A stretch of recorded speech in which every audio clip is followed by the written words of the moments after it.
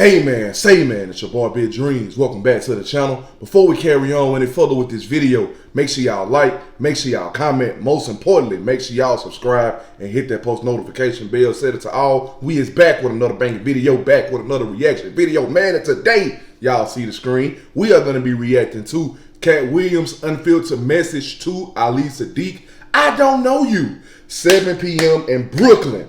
With Carmelo Anthony, man, we finna dig in here and see what's going on. I'm not gonna make the opening of this video too long. All I ask is that y'all smash that like button so this video can rank higher in the algorithm. Go crazy in the comments. Let me know what you want me to react to. And if you're watching me and you're not subscribed, man, subscribe. That's all I ask. We finna go ahead and dig in. Make sure the volume all the way up. Here we go. A few months ago, Ali Siddiq came on the show and he had some things to say about you not making public or private amends, and said something along the lines of, and I'm paraphrasing here because it's been a minute, but he said something along the lines of like the apology's got to be just as loud as the disrespect. You know what I mean? Whichever way it was. I don't know. I agree with that philosophy wholehearted, but let's be very clear.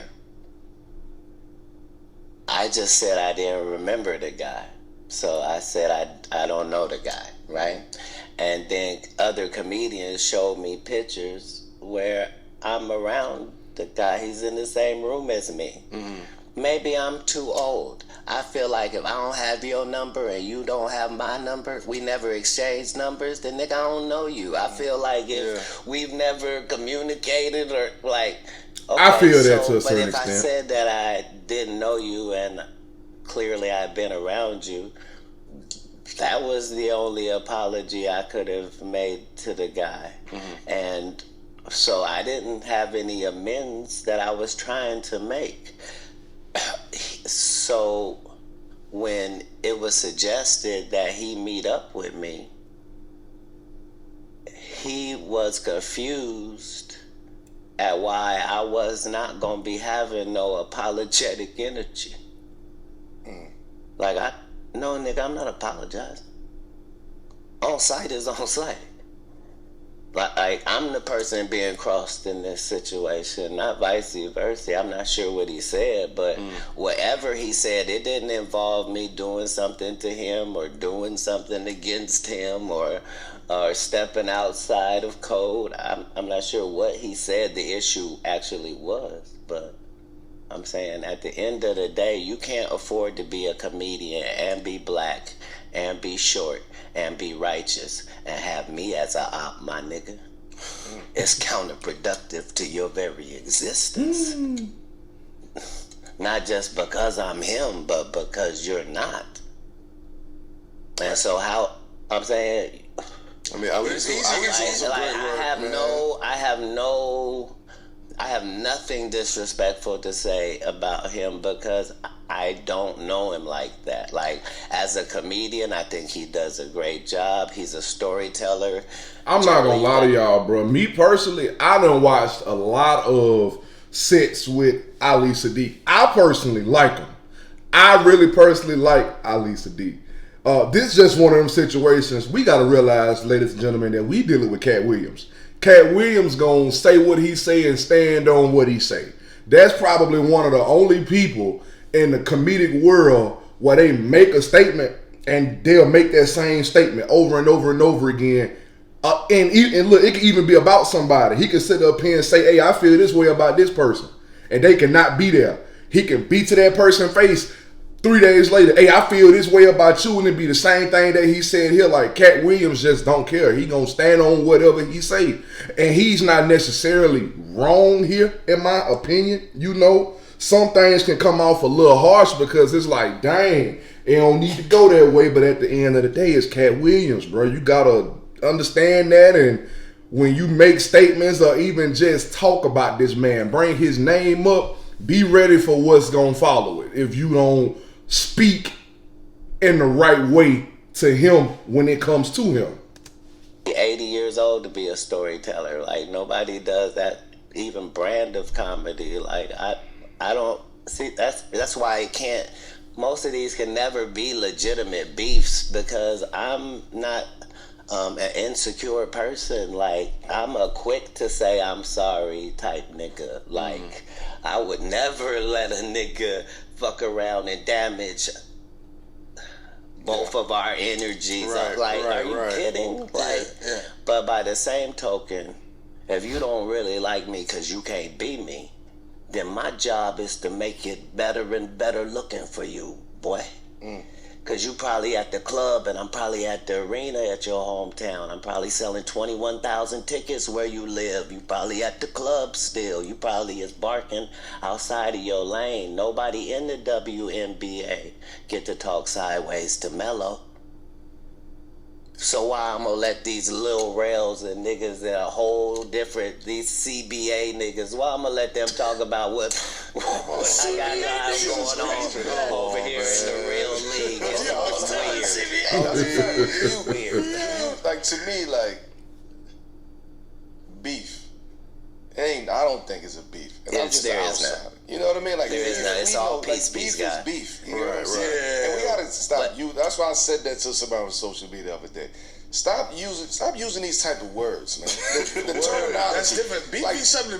But I'm saying it is legitimate though, very legitimate. because look. What I'm saying is just, everybody that I talked about on Shannon, if I said, like what I was saying about Cedric is, no, you know how many times me and Cedric been in the same room? Like, no, I had to give him a pass. So you think how you would feel if you gave somebody a pass for something and then 10 years after the pass, they act like the offense didn't even happen. Like, are you kidding? Of course I would have punched you in your bread basket. Are you kidding me? Like, there's no way.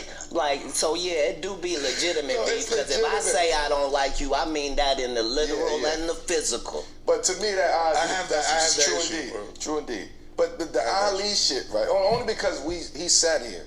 You know what I mean? This ain't no gossip shit. This is real shit. It's like he sat here, and as I'm observing what he's saying, it's like, and then hearing your side of it, it's a disconnect. And the way that we receiving this information, you have one standpoint of, I didn't know who that was in the room. Yeah, he was in the room, but I didn't. Right? Okay. And so then on his perspective, it's but let me help you. Who I was. Let me help you. He's friendly. But then again, when y'all think of it though, certain people take things like that to the heart. Like, that's offensive to a whole lot of people. That's just like recently with Wale and Kai. I got plenty of Wale songs on my phone. I love Wale songs. Kai might not have knew who he was right in that moment. And he came back when they was at the awards and he was like, hey man, listen, that's kind of crazy. Like, it's nothing to offend somebody, not trying to sit up here and, you know, downplay you or what come along with you or the work that you put in. I genuinely just didn't recognize you, buddy. Like, just because I didn't recognize you, that don't mean that you're not that guy, or that doesn't mean that you're not who you've been working to be for these past few years. I genuinely just didn't know you. Like, bruh, you know what I'm saying? So it's kind of one of those things. It's like, from one perspective, it's not meant as disrespect, but from the other side, it's like, man, that nigga know me. He know me. We done been in the same room together. How you gonna sit up here and act like you don't know me? I've been doing this for such and such amount of years. It's two different perspectives that'll never ever be understood from either side until both sides come together and really talk about it in a mature manner, if you get what I'm saying. Let me reveal. Like so most of his story is fictitious, right? So he has worked a deal with the venue where the people that put on the shows, he got in the contract that he gonna open all the shows, that the comedy shows that come to this particular venue, right? So generally most artists aren't even the people that see their contracts. They don't know about none of that, right? But because I run all my stuff, I see all of the contracts, right? But when I bring my tour, I have 5 or 6 people opening for me, and they already come with us. Ali was not one of those people. He was not traveling with us. He was not on the tour. There are no posters and billboards that Ali was on tour with Katt. That does not exist. It was just for this venue because this is the venue he had pull at, right? So he thinks as a guy opening the show that he can come out to Every Day I'm Hustling by Rick Ross and come do his set to start the show when me, the headliner, is coming out to the same thing. I'm not even at the venue. It's my people telling this nigga, you cannot come out to that, nigga. It's Katt show. And he's telling the comedians, y'all ain't even gonna be able to follow me. I come to do 30 minutes and I'm gonna kill. And like, by the time I get to the conversation, like,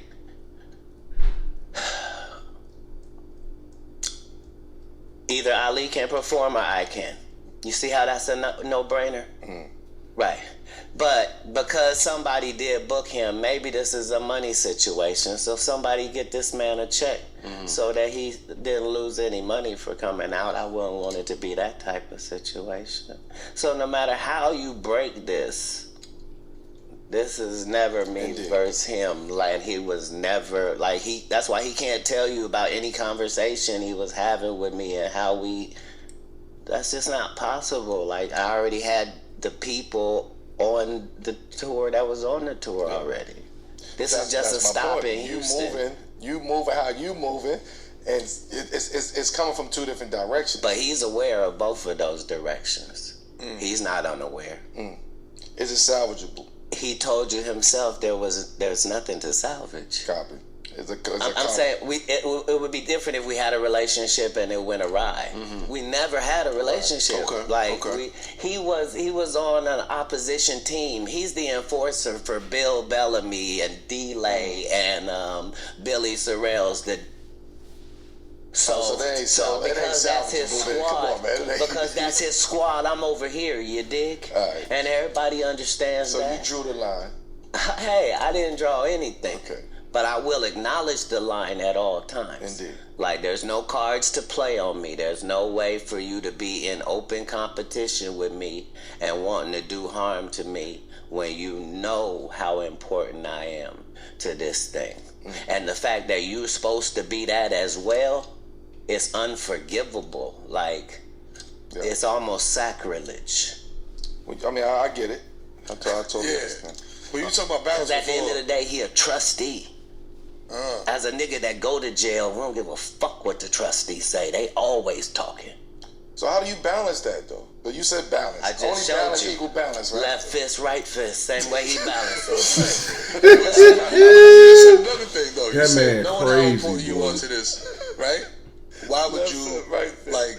As an independent artist who didn't give in to Hollywood, who's got the same... But if you deck a nigga in the street, you know what I'm saying? Like, that could jeopardize what you got going. That was none of he and I's interaction at any point. Like, it's impossible for it to be a beef. I never had a grudge with this guy. Even outside of it being beef, you said, he would come in and say, I got 30 minutes, nobody can file me, all that type of stuff. But he was just saying that to the comedians that I had as openers. That's what I'm saying. I'm like, at least at that same level, you can at least respect that energy as a stand-up comedian when you want the competitiveness of wanting to be the guy. Nah. He'll tell you, when we go to play an away game, stay the fuck over there. This is the away version over here. That's the home locker room over there. You stay over there. We over here.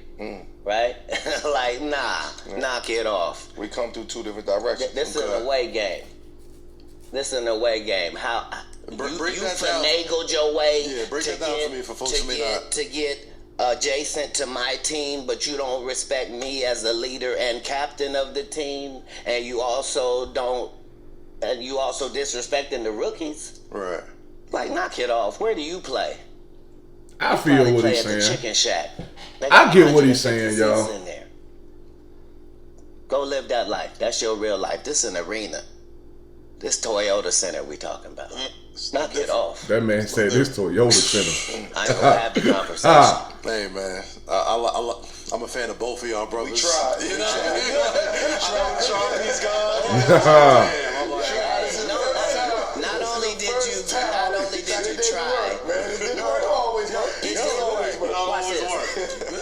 If he said, if you guys can tell me that when you had the conversation with him that he said something differently than I said, So what do you say? You say he went for peace? You said he went for peace, and then I messed it up by coming on and not accepting it. No. I gotta say, we heard his piece. The way I interpret He also told you that there could be no making amends for because of the lines that have already been crossed. Yes. Okay. For me, it's only the fact that they've been crossed when I have no beef with him. Yeah. But it seems like those lines are imaginary. Nothing in my world is imaginary. No, to him.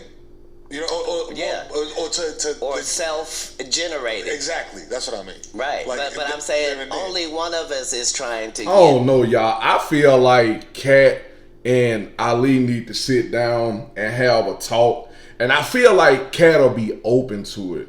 And as long as it's nothing along the lines of them sitting in each other's face, having to. How can I put it? When they do talk, if they ever do have a conversation.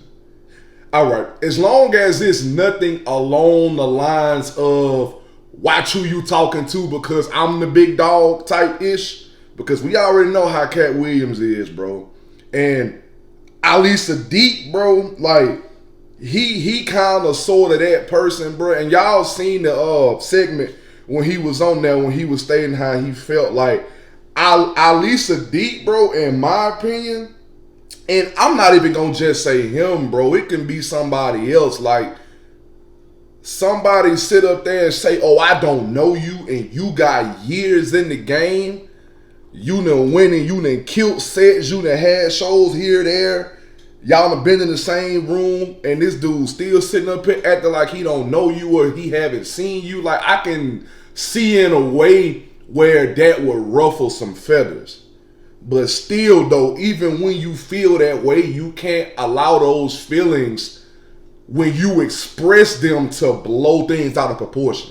Because the way you deliver it can stamp like, hey, it's like that now.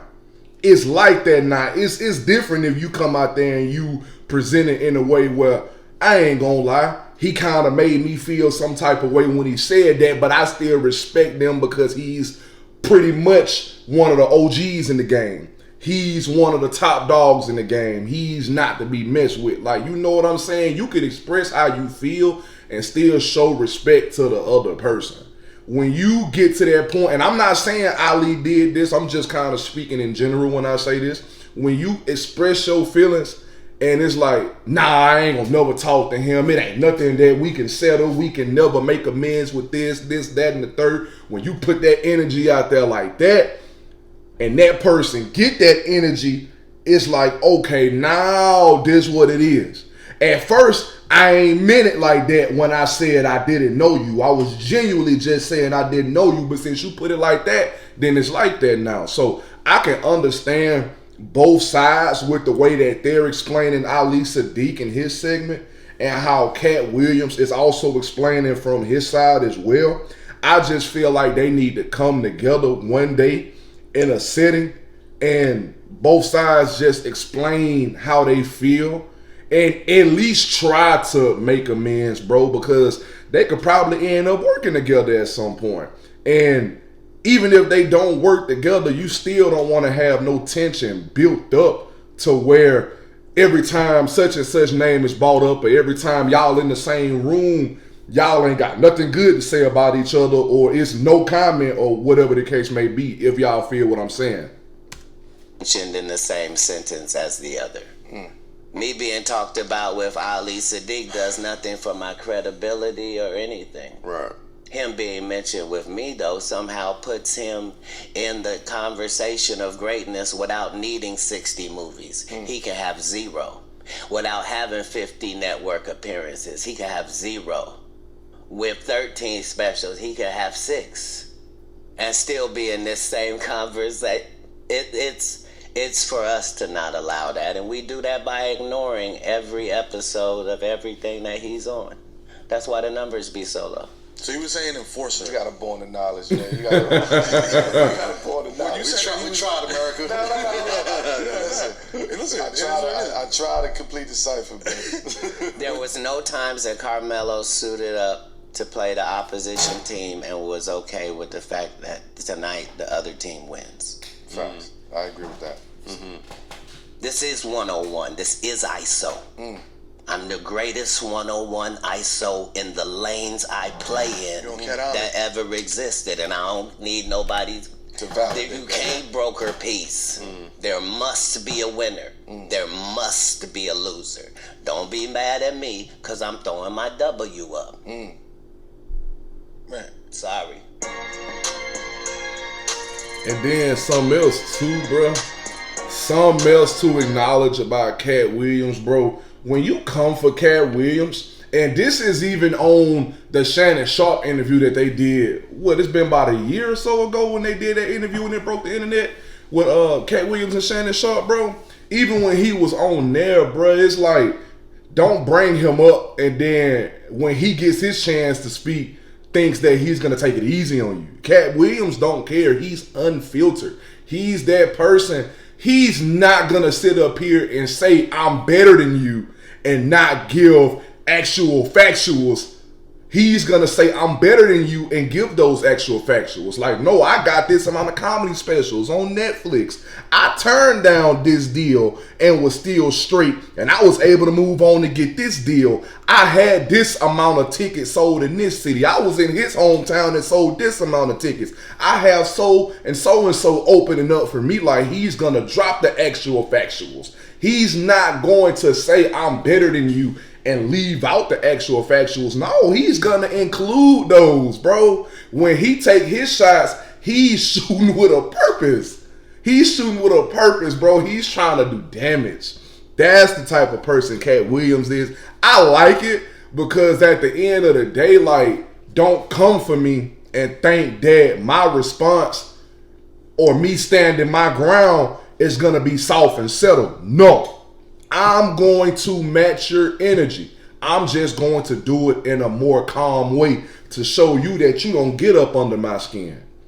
But at the end of the day, I'm going to tear you apart. And I actually like that about Katt Williams. And like I said, bro, me personally, I like Ali Siddiq because I done watched plenty of his sets, bro. I actually like him. And he's a great storyteller, bro. And that's pretty much my favorite thing about what he do when he's on his sets and he's like storytelling to the crowd and stuff like that. And it be funny, bro. I actually like him. But listen, that's all I got to say. Y'all let me know what y'all think. This is the end of the video. Make sure y'all like, make sure y'all comment. Most importantly, make sure y'all subscribe and hit that post notification bell. Set it to all. Our social media links will be in the description. The link to the previous reaction video will be there as well. Follow me on all my social medias. Click the link to the previous reaction video and watch that whole video after you watch this whole video. Don't forget the link to the second channel will be in the description as well. Make sure y'all click that link, go over there, subscribe, and show love because y'all will be seeing my face over there from time to time. But listen, I love y'all and I appreciate y'all for showing me love back. And we out this thing, man, for real.